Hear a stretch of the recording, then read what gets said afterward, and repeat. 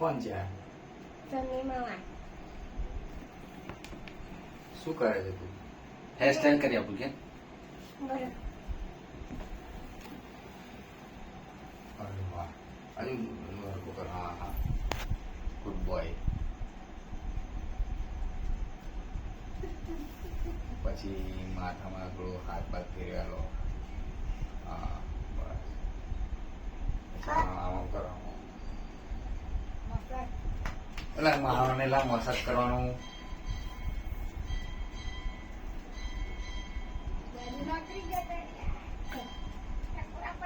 હાથી ચાલુ થઈ.